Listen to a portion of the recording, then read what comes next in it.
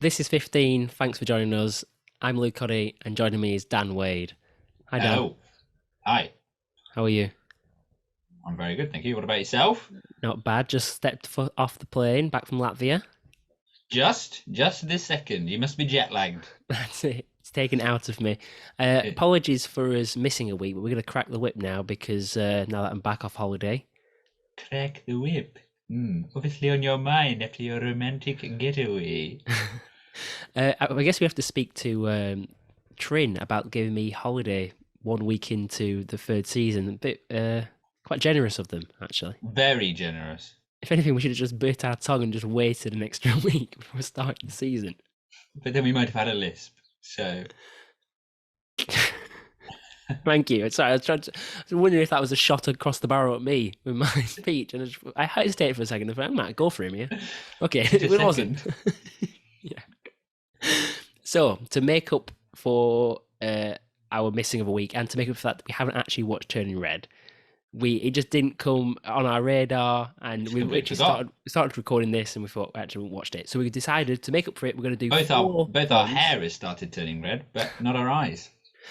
We're going to do four films, and we're going to put in some Oscar season chat in there as well. As Dan mentions the colour of his beard, just a reminder, if you guys want to watch this, go a click in the bio and watch us on YouTube. Also, watch it there. Rate, review, like, subscribe, all that stuff. You know, it always helps. But Luke, what are they watching? What are they listening to? What are they liking and subscribing? Please tell us. Please help Dan's neck come back out from his shoulders. So this is 15. We watch usually 3 films and the first 50 minutes of them every week and put it out on the Friday, so you don't have to watch them, and you're confident for your weekend viewing it's the right film to start. Because how many times do you put on a film and turn it off after about 10 minutes because it's crap? And because there's that much crap on Netflix, because we've tested a lot of it, we can make sure you don't fall into those pitfalls. 3 times a week when recording this, guys. That's what we do. Okay, Dan, should we get to it then? I think we're gonna just pepper in Oscar thoughts throughout. Yes, we shall. Let's just chuck So them just in. just to reiterate, we're doing 4 films this week, and then next week we will watch Turning Red and the film we choose from this week and review them both. Wow! Bumper episode, man! Oh, we're my doing that? God! I feel like Yeah. that was an off-air discussion. It's No, now and been now it's an decreed. on-air one. Okay, perfect. Okay, so we started off with Windfall. So you might have noticed this has just come onto Netflix. This is literally, less than a week old. A little premature baby. What? So this is with Jason. Spiraling, How do you man. pronounce that surname, Dan? Sial. What is it? Who are you saying? Seagull. Yeah. Dan was adding needless flourishes to his name. Anyway, it's Jason Segel, Lily Collins, and Jesse Plemons, and it's a hostage thriller. Dan? It is. It's really moved quite quickly into about 4 different types of film. This felt like, didn't it? Yes. It felt very kind of Hitchcockian and definitely. very classical in time. And I was like, oh, this is exciting. You mentioned it, nice framing, but a fantastic opening shot. I love a film where there's confidence. I've said this before, but I love a film where a shot is just kept and there's confidence in it, and we get to see the action, happening in the frame rather than the frames moving and chopping and changing. So there was a lot of that. Some very nice hold on camera and very nice camera work just generally. It reminded me of the start. It reminded me of 2 other big thrillers that I absolutely love. So the start of Cachet, a French from Michael Haneke, that starts with it holds a frame for ages from a security camera. And then like you said, with the Hitchcockian vibes, it was a bit of a throwback with the opening titles especially, and even the score felt a little bit more old school, which I liked though. I did enjoy that. It felt like Rope, as though as the titles came into the frame, you got the vibe that the whole scene was going to be, the whole film was going to be played out in this frame entirely, in this, what is it, like a holiday home, I guess? Chalet, luxury retreat, that sort of thing. Annoyingly, I haven't seen Rope. I've just seen the prequel String, so no spoilers. Okay. Yeah, that one came part of the seams. Oh, it's like a Fred joke as well. I don't know. Yeah. Should have had more Fred confidence. Bear. Yeah, there you go. So interestingly, it had you on the back foot initially because we saw Jason Not Segel's me. character. I was quite quick. You see, I spotted straight away the costume designer. Megan Gray was her name, and all I'll say is, let's have the costumes on. Right, I think that's the long. I think that's the longest utterance we've had in that voice on the podcast. We've had incredible conversations with it off the podcast. I Weeks. think for everyone's sake, we need to stop that. And if it comes in, it's an interjection of like monosyllabic interjections. Comedy. Yeah. That was my Um, note I wrote. Anyway, but we start off with Jason Segel's character sort of moseying around, like sort of laissez-faire sort of vibe, and then he has some unusual actions, like he starts urinating in the shower, and he launches some of the glassware out on this like lovely orange orange farm, and it's nice. It's nice how I'm just laughing because I moved on. Right? It's just nice how it catches up. You allow the audience to catch up, and that's exactly when the score kicks in, and you realize this is an intruder, and then it sort of shifts. Like you said, this film is shifting a few times, but we both sort of picked up on the fact that although it's going for this thriller aesthetic, it feels weirdly comedic, and that sort of help tension. Weirdly not tense is the note I have, and a question: is it a comedy? Because I don't know if it's Jason Segel is played so many comedy roles before that because he's been like, I like that word, laissez-faire in the first half, you're sort of tricked into, and it's that shift that we're not used to. But even when then there's this, there was that scene where he's hiding and the guys are moving around, that didn't feel tense. And then this whole interaction between the the three characters it becomes, didn't really feel threatening or violent in any way. There was but then there were subtle questions. The thing about the gun. He asks, "Is there a gun?" Well, we've seen that there is a gun in the house. He's lied. Jason Segel's character knows that there is but there's no kind of direct follow-up from that. So maybe it's one of these films that is going to sort of leave tension unresolved until something quite climactic. Yeah, I think an issue I had with it particularly is what you mentioned. So we learn he's an intruder all of a sudden, and then of course the residents come home. This couple, played by Jesse Plemons and Lily Collins, and he was that good in it. He'll probably get a Best Supporting Actor nom for next year. Academy absolutely love him. I mean, I actually like him. I don't want it to come off as though I don't like Jesse Plemons. I think he's a good performer. I quite like him as an actor. Anyway. They wouldn't plant orange groves; they'd plant lemon groves. But because the way the filmmaker, well, not really the filmmaker, I really like the direction actually to start with, but the way this film has decided to show us Jason Segel's character initially, and you basically flooded us with information. We're trying to get as much information for the first scenes as possible to completely understand this character, and he seems like a laid-back guy. And now that he's incredibly nervous when he was so comfortable in someone else's home, it's such an antithesis that I guess I just didn't make that leap of faith, and I just didn't really buy it. That he was so scared. It did feel a bit off kilter, didn't it? Yeah. Go on, sorry. No. I was gonna take a swipe before this film had started. I was ready to take a swipe at Lily Collins because all I know her from, she's the eyebrows woman on Netflix. All I know her from is she's in that Emily in Paris, which is just like this horrendous. Claudia watches it, doesn't she? Yeah, she does. It's absolutely horrendous. And now adamant she just watches it to annoy me. Imagine I just walk into the room and it's when she puts it on. Just to honestly, it's he's coming. Put it on. Gets me seething. But I do think Netflix. I do think Netflix will look after their own. Do you not think? I think is a worrying place that in a few years they're just going to have their same rotation of actors, and you've got to be in with Netflix to get on Netflix. Do you not think this? Maybe casting directors like Tarantino, but for Netflix. Sure. No wonder Tarantino won't come on the pod. You always needlessly go off the Tarantino a little bit. And you can't even say his name. Exactly. Introducing. Spat that out. Right. Did you not find that this was quite an intriguing film, though? I want to see what happens. There's too many loose ends not tied up.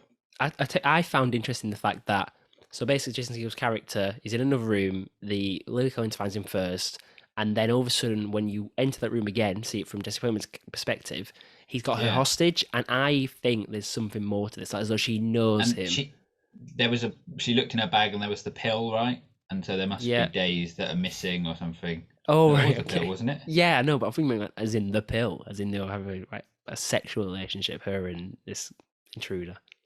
No, that was the pill, wasn't it? Oh, was it? Oh, right, okay. All right, yeah, maybe then. I thought it was. Yeah, maybe. I don't take it. Oh, I do. Yeah, if I'd say, what High about the pill? pressure Yeah. No, I think there is something. There's obviously a past history there. I just worry that this film is intriguing, but I hope if I were to I wouldn't be confident to recommend this film because I feel like it's very much going to go either way, isn't it? It's going to be shit Mm, and not go anywhere, or it's yeah. going to be amazing from that opening. That what we've seen, I think. Yeah, I mean, the fact that I've seen the two other films we're going to review and the other one's a musical, I'm pretty confident I'm going to be watching this film. Yeah. And it's only an hour and a half in total, which is Boom. brilliant. Tick, tick, boom. Yeah, so did you, would you, exactly, we'll get that in 1 second. Would you want to watch this film then? Yeah, I think I would actually. Another visual gag there for everyone. I think even visual listeners would have missed that one. It's relatively subtle for your visual listeners, for your standards.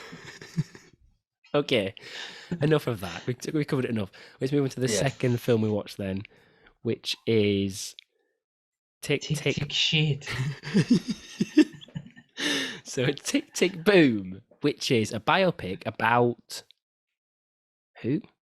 Jonathan Larson. Jonathan Larson, played by Andrew Garfield. He got nominated relentlessly during the Oscar awards. His words, not ours. He was exhausted of showing up. Mind you, did you see Andrew Garfield at the Oscars when he was on his phone? Did you see this? No. It's quite big on Twitter. Actually, it links into your Jane Campion, the woman that you think's a bit frigging weird. Do you see when... Hi, I'm Jane Campion. I talk through my teeth. Well, Kevin Costner came out to do the best. He did a weird speech. Exactly, a weird speech. So during that, Andrew Garfield was just on his phone during the speech, bored shitless. And then Jane Campion came up and she went, well, that voice. Thank you. Yeah, that one. Thank you, Kevin. That was very dramatic. And then she did a big laugh. It's like she absolutely slayed him. She's a weird woman. She goes after people. Yeah, it was weird. funny that though. I mean, it was probably needless, but it was a joke, and I don't mind. She wants to be careful about joking at the Oscars. Yeah, my thoughts exactly. Should we jump onto that then? No, let's do Tick Boom, then we'll jump onto that. Okay. Yeah. So something I enjoyed about this film then is I like that it's trying to go after such a big, weighty, just loads of ideas in a film. So it's going after the creative process. It's going after it's doing this fake archive footage, like stories we tell, that sort of ilk of sort of documentary almost. And then I sort of enjoy the fact that we're trying to encapsulate this entire man's reason for being and wanting to achieve into a film. Yeah. And that's where it stops, what I like. Did you not also quite like how we had we started watching West Side Story, didn't we, a couple of weeks back? I thought we were going to mention that. Yeah. Did you not enjoy how quickly that this opened and you're in the action, you're there, there's no sort of fart-arsing around? That sometimes musicals aren't sometimes musicals shouldn't be turned into screen put on screen because they're designed for stage. And West Side Story, the opening number, is a huge dance number. That's just boring to watch, isn't it? Really? Yeah, it's lost. So ever since Diversity went on, Britain's Got Talent, dance groups non-stop. Yeah, I hold all my points of reference. Comedy is obviously Jack Carroll, singing Subo. Have we spoken on the podcast about the fact that we have got a full, probably 6-minute tirade from you that was literally cut from the show after quite a bit of deliberation, just because it was so scathing about Jack Carroll? Anyway, Jack Carroll was a disabled comedian for the 99.7% of persons who have no freaking clue who that is. Was he had a treatment. Anyways, it's getting off the rails. Okay. So I liked how you're in the action. My problem with it is I'm going to start with something that's good. I thought Andrew Garfield was good. His character was very annoying, but I thought it's well annoying. Why is that a weird statement to say? Just a bit over the top. I see what you're trying to do. Just a bit over. It's just a bit full on, wasn't it? It was just a Yeah, bit. No wonder he killed himself. He was pretty exhausted hanging out with him. Fucking hell. Just the whole bitch, campy, funny in like quotation marks friendship group, and everyone's, oh, I'm so bitter about your success, but oh, wait, where to go you? It was just, oh, this film for me felt like a film made for the people that made it. yeah. As in, the only people that care about any of this shit is the people that are in that circle and made the film. I couldn't care less. It's sort their own arses. This is my problem with the musical Which Rent. some of them might like. But is that there's like a very visible Americanism, and I don't think it would sit with British audiences, apart from the people who are fans of it. Do you know what I mean? I don't think this has wide appeal. Yeah, and it's I like think Netflix has marketed it that way, but I just don't think it is. Or has that. A lot of Woody Allen films link back to his love for New York and stuff, and New York's such a big part of them. It's literally a character in a lot of his films, but he uses that to sort of he doesn't always just paint it as like rose tinted. Do you know what I mean? Yeah. He uses that as a device. This is just like New York, New York, New York. It's like fast paced coffee shop. I work in a bar. I'm on a, it's just it's too much. It's too intense. It's too self indulgent. It's too self aware. I just would. It's a bit saccharine. And yeah, Andrew Garfield is good. I don't really like the music. I was going to ask you about that. It's it doesn't show tune big. But there within show tunes there are kind of obviously themes and styles that differ from one to the other, and this one just isn't for me. A lot of people do like it, but again, this is why I don't like Lin-Manuel Miranda, is that his style of music that he writes is in this sort of fashion, and it doesn't interest me. It doesn't captivate me.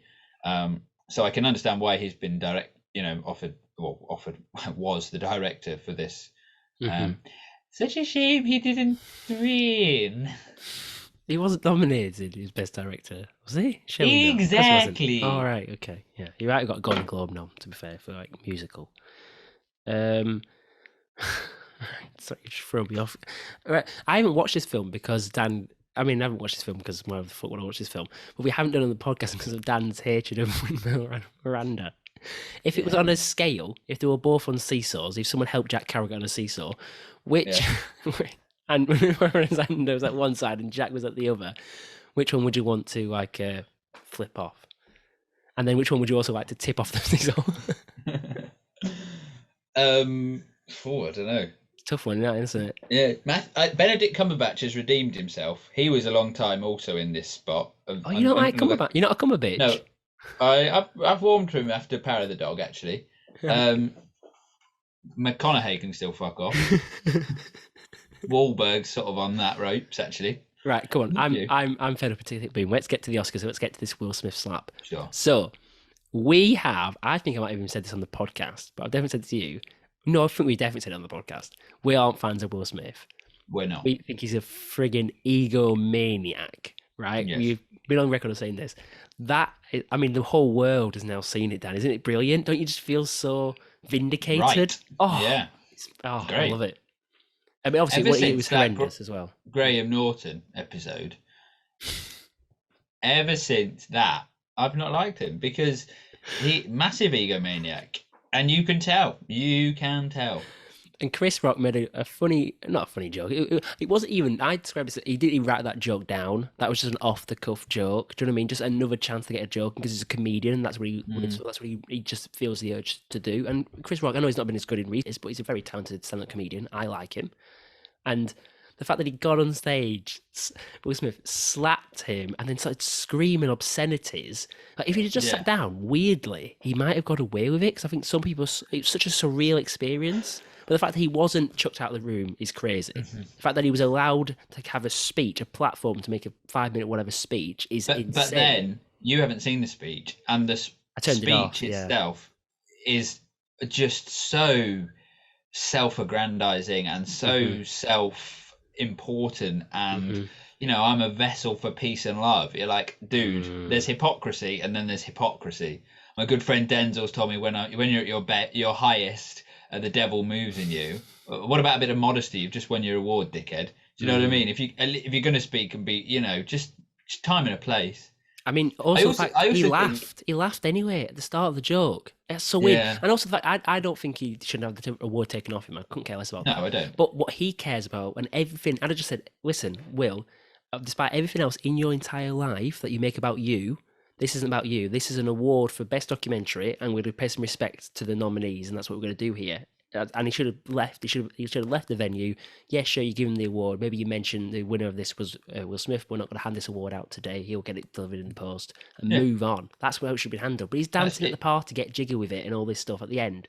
And then the Oscars come out and say we don't condone violence. Like you literally rolled out the red carpet to violence. Like what are you talking about?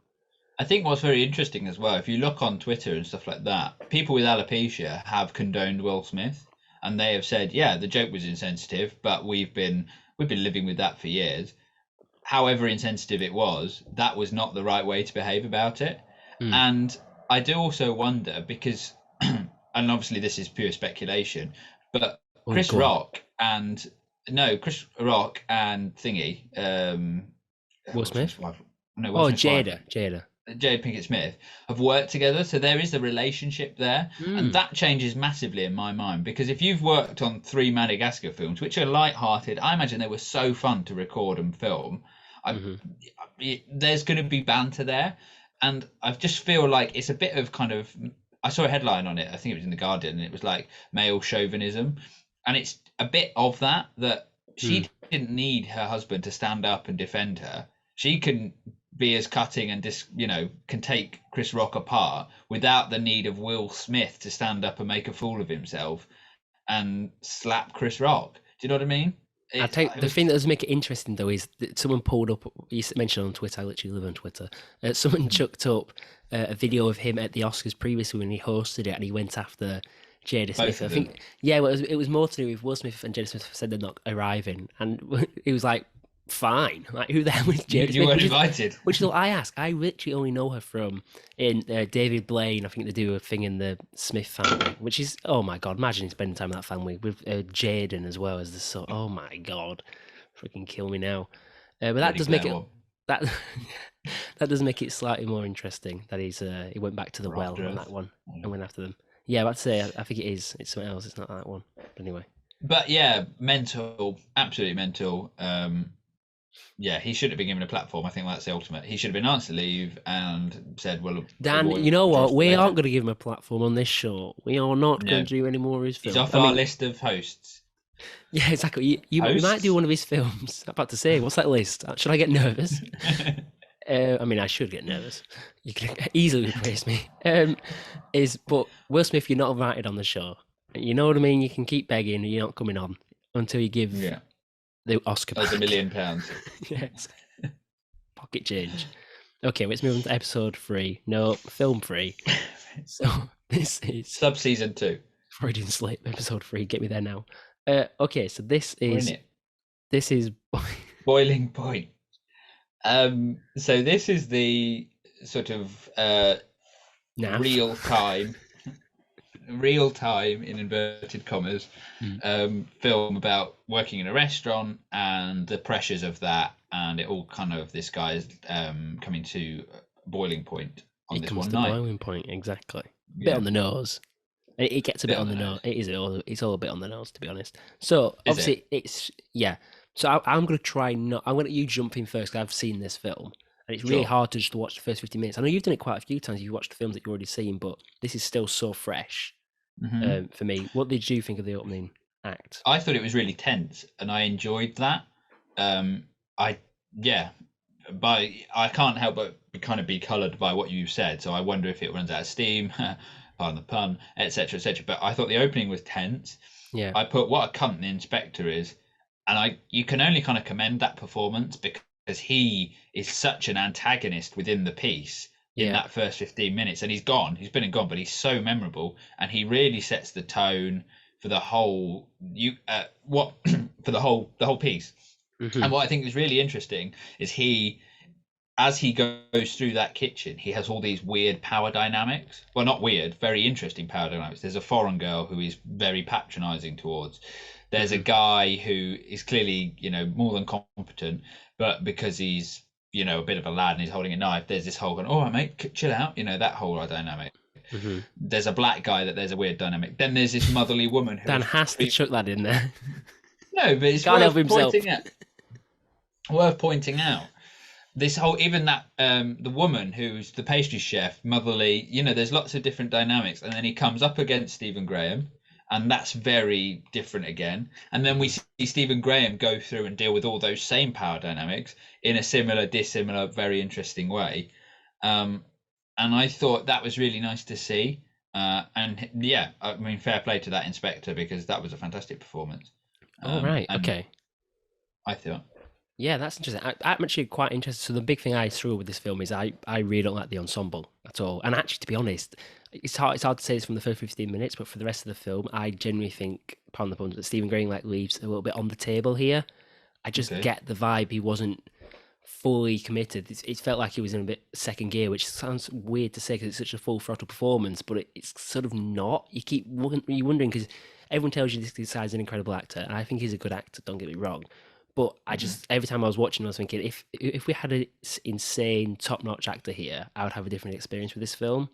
Okay. And I'm interested to get your take on, because I know you can't fully yet, but what did you think of some of the ensemble performances acting here? Because it's a largely what's the word? Sort of non-famous, I guess. Sort of more lower unacclaimed level. Yeah, precisely. Actors, and I think a lot of them are poor. I really don't like the third in command in the kitchen at all, that gentleman. And then you don't see him, but the waiting staff is very stage school. Here we are, first time in a film, and it's tough. It gets really tough to watch. It's like when I used to go to your plays. Like, you were very good, but there's a few others, and I'm like, come on. How good was I? West of that, you were very good. You're very good. But yeah, well, did you get enough? I guess enough of a sense to see anyone? No, honestly, no. But I think perhaps obviously I do this day to day for a job. That in kind of premise. So I probably would find, if you found fault with it, I would probably find fault with it, because that's probably the only thing I could really say on that question, is that that's why I asked you that question of who's in command in this kitchen, because those two took him to task, and I've never worked in a kitchen where that has happened. Never. Not in an open kitchen like that, not in front of the rest of the brigade. It would be much more intimate, and that's why I asked. Like, I thought he was like the sous chef, Stephen Graham, Stephen Graham, and that she, what's she called? Carly or something like that. Yeah. Something like I thought she was going to be. I guess that power dynamic comes in because he's clearly off the rails and he's drinking and he's not fully stable. Yeah, so Vinette Robinson, her character Carly, it's just known as and so she's trying to prop him up, I guess. But it's an interesting film. I definitely don't want to deter people from watching it. There's some nice moments. There's a particular bit which I think you'll like, because we really enjoy this sort of salacious gossip between the relationships between high profile chefs. And there's a moment where a food critic comes in, that's his former mentor, and that stuff's handled quite nicely. There's just a lot of big black spots on this film.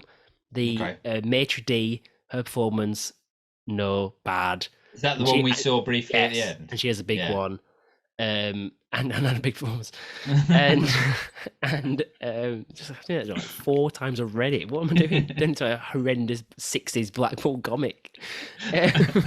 Turning. Yeah. It just has moments I just can't really get over, and the ending is very poor. But that's interesting, though, it's worth a watch. It is worth a watch. It is. If that's a little mise en scène that you've just said is really nice, isn't that again another power dynamic? Mentor, student, now student in full command, but mentor has the power to destroy you, sort of. Yeah, that's interesting. That's interesting that you've made those comments. I think that sounds quite fair. If performance, because these films, you could argue, you can make a really kind of, if you were writing a long-winded review, you would say in a kitchen the ensemble is what makes it, the coming together, the teamwork, and if that's lacking, then that is going to underpin the film about a kitchen. I just think if you've got a film which is this film should be a film for us, and maybe I went in there with too high expectations, but you've got a film which is set in a kitchen, one shot, high wire act. That sounds, and Stephen Graham. That sounds really good, and there's just elements that The let it film down. before, take out Stephen Graham, put in a rat. What have you got? Ratatouille, very good, Dan. In many ways. Would you want to watch this then? Yeah, I think I would. Actually, we'd watch. Yeah, quite a good array of films this week. Yeah, not bad, right? Well, let's move on to the final. Just before we do, should we quickly mention Oscars one little more time? Yeah. Coda won Best Picture Coda. and screenplay, adapted screenplay. What do we make of that? Is this your sign language? Yeah, Is that's that jazz applause hands celebration? No, it's applause in sign language. Is it really? Yeah. So whenever all through the BAFTAs and the Oscars, whenever it won, because he won both the BAFTA and the Oscar, and then Yeah. they do this Wow. because he can't hear. Yeah, but you can see people clapping. Not if they've got their hands on the table. He's done me again. He's done me again. He's done me again. To be fair, if the hands were under the table, you wouldn't see that as well, to be honest. We didn't watch Coda. Quite bad. We haven't. But we will at some point. When it comes on Amazon Prime in 9 months, boom. Here it is. Tick, tick. Yeah. And also Bond Song won. That cachet Yes. Bond brings 3 in a row now. 3 in a row. And their performance was amazing. What wasn't amazing, sorry to go on, just dismiss Coda completely, was Beyonce opening this fucking weird song she did. It. All right, okay. Yeah, it was pre-recorded, but there was weird like "Hello Oscars," and it was awful, and it was terrible. Yeah, that's strange. That's how bad it was. Any more takeaways? It wasn't Beyonce. Sorry, it was a big fat white horrible man. He was a bigot. So. And just finally, then you were very happy to see Belfast taking a walk. Because you haven't talked about it too much here. Because technically, if actually we didn't put the stipulation out for our top 10 list of the year, we stuck to UK release dates. That wasn't in 2021, and we didn't really talk to it on the podcast much. But you really liked it, and you're happy it got a. I loved it. Really good. I think I'd give it 9. I might even give it a 10. What's the screenplay like? Then is it deserving? Yeah, it's really amazing. It's so hard. It's a really wholesome film. It's incredibly heartwarming. All the direction is amazing. I'm surprised. Who won Best Director? Oh, Camping. Your favourite. Lockjaw Jane. I think there's ideas, I suppose, and it's what you acclaim more and reward more. Is that there's very astute and very controlled direction. But also there's when a hand on a film like Kenneth Branagh's was, which is just joyful and just so happy and just so heartwarming and real that you kind of go, well, what I left the cinema, inverted commas, what film would I watch again? What do I have a better reaction to? And you kind of, in that case, for me, it was Belfast. And so I have to sort of be like, well, that's the one for me. I would have loved to see that pick up more awards, but screenplay, it was amazing. And so justified, and really. Maybe I'll give it a watch, because to be honest, I think it was original screenplay one, right? Yeah. To be honest, if you look back over like a decade's worth or the last 20 years, the film that wins original screenplay is quite often the best one of the lot. To be honest, because the Oscars is just the way the voting sifts out. So eventually I'll watch that film. Although, actually, quickly, if we haven't, do we do anything quickly? Encanto won. Encanto won. It did, didn't it? Fuming. Oh, see, I haven't seen. They did a performance from one of the songs in it, and yeah, not great. See, that's the sort of film where it's won before it's been aired. The Machines was so good. Yeah, brilliant. So good. Just quickly then, in a sentence, tell us about Encanto. Why it shouldn't have won. Bad ending. Bad ending. Is that a sentence? That's more an exclamation. All right. Brilliant premise. Unresolved ending leading to perhaps toxic ideas. Lovely stuff. Right, let's get on to film, guys. Let's get on to the final film then. That's why we're doing 4. We easily could have just ended the podcast now. Yeah. But we're going for the 4th one. Shall we? No. So this is okay. This is Calibre, a Scottish independent film. Scottish. It came out a few years ago, but it's gone under the radar. It's just surfaced now on stream platforms, and it's getting a lot of eyeballs on it. Two friends go on a hunting trip Yeah. So Dan's calling me out there because I do make up a hell of a lot of stats. I've got no idea it's got eyeballs on it. Made that up completely. Came on my radar. Luke has watched it. It's That's 2 good. more eyeballs. It's good. Hello, it's me from Lancashire. I've got eyeballs on. So Dan, what did you make of Calibre? Well, I was a bit giddy, and you kept shouting at me through this. But the I put fast opening, moving, swift exposition, fun, engaging, and very honest, because it was all of those things. It felt very real. I haven't used that for a while, but it felt very real. You did it on the last film. Did I? You chucked it in. There was no need. You're doing a film. You had a bunch of adjectives. It was perfect, and you went real. You just couldn't help yourself. You're just like Tourette's. Yeah, it is. Gosh, didn't even notice. Yeah, completely thrown me off then. My apologies. Well, I didn't even realise we were so far in, and then I looked, and it was. So that's how quick it had gone. We get the whole thing. He's got a fiance. She's pregnant. They're off on the hunting. You know, there's a lot. The stakes are raised quite high. He's met up with this old friend. Suddenly, this friend's a bit of a twat, bit of a joker, a bit of a character. Likes his Charlie. You know, it's all going off. There's this kind of an interaction with these two prostitutes, or maybe what? Not prostitute. Not prostitutes at all. No, wanton women. So what I enjoyed about this, we'll get to that in a second. I haven't finished my point. How long was it? Fine, okay. I'll hold off. So what I enjoyed is, so it starts with this lovely vista of the Scottish Highlands and the forest. Mental, but that's foreboding anyway, and you get to see the nature, and you can get lost in it, and because you can get lost in this film. Anyway, you move on to a beautiful bed scene, right? I love a German We're going film. through it frame by frame, are we? Yeah, and just 3 points. There's a beautiful bed scene. I love a film called Run Lola Run, right, which is a fantastic film, and it's intermittent with these 3 intertitles. What's it called? Run Lola Run. There we go. Okay. Take a breath. Full stop after each one, is it? And you can just get a full relationship perfectly instantly. And I have this belief with films where you don't have to show reasons for love. You just got to show moments of love and capture that. And this really did at the start. It was very quite nice. Pointedly done, lovely. And then what was the final thing I was going to say? Oh, the relationship between the 2 main characters. I think this does it so well. Vaughan and Vince. I can't remember. Is they so clearly and very pertinently define this friendship for what you need at the moment, but they also leave room for mystery, and that is handled very well. I genuinely think this is good. This is worth a watch. And also, finally, I did cheat. I made Dan watch this 18 minutes because at 18 minutes something happens, and it's one of those films where we've talked about this before. When a film turns on a sixpence, I mean, I'm there for that, and it does do that. It really does do that. The final note, well, 2 notes actually, but the other note I have is that it's subtle, and I think that is more a nod to what you've just said then, is that everything is downplayed and everything is within its own means. You know, she says, I've had a shit week, let's go and get drunk. We don't need to see that. You know, he wanders off, then the next thing he's in the morning, his twattish mate, and he's pulling him up. Do you know what I mean?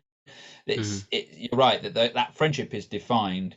That they're not very comfortable with each other either, but they are. Alcohol and sort of substance. It's like one of those friendships where one of them is like has a bit of pity for the other one, like 2 best friends. One of them's like, a really successful guy, got curly hair, and then he's got a slight bit of pity for the other one. And it's like this is an extra dynamic to the friendship. But then, don't you think that the guy who turns up in the car, the one who pities his friend, is actually the one who needs pitying?